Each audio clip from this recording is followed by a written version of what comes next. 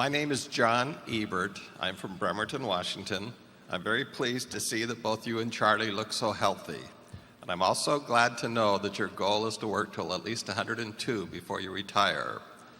I think your secret must be the cherry Coke and the See's candy by evidence of what you're doing on the screen there. My question obviously deals with succession. At last year's meeting, you spoke about your plan for your chief financial officer. Could you please update us on where you stand on succession?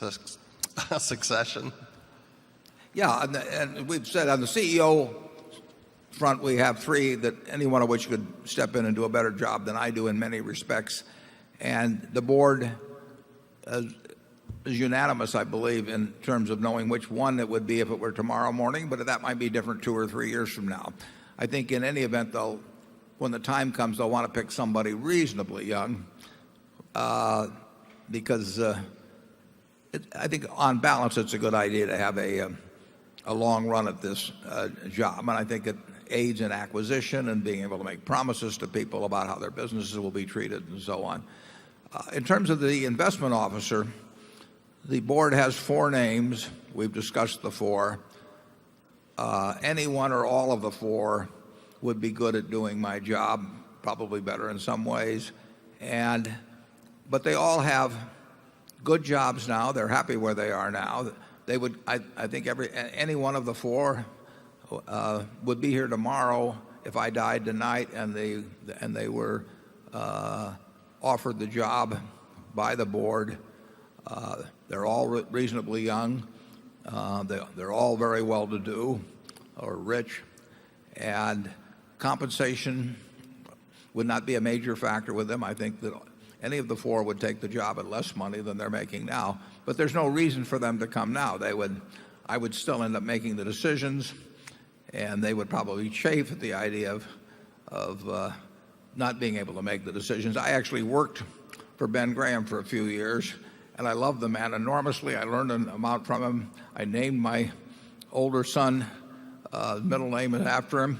But in the end, I wanted to make decisions, and if Ben Graham made them differently, I actually preferred to make my own decisions. And anybody that manages money well is going to feel that way. So it's just better in this case. It could happen tomorrow. It could happen 5 years from now. But whenever I'm not around to make the decisions, the board will decide whether to have 1, 2, 3, or 4 of these people. They'll decide, they may decide to have 4 and divide it up 4 ways. They may decide to have only 1. They will probably be heavily influenced by how the incoming CEO feels about exactly how he wants to work with a group or with one. And they'll come. So there will be no gap after my death in terms of having somebody managing the money, and they'll probably be a lot more energetic than I am now, and they could very easily have a much better record. Some of them have a much better recent record than I do. Charlie?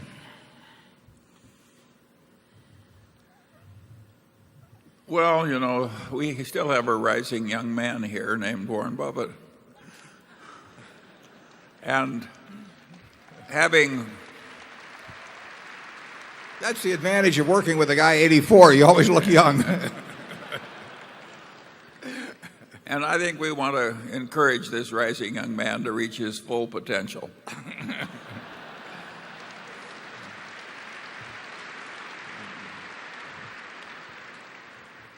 One thing I should point out, with our average age being 80, people talk about aging managements.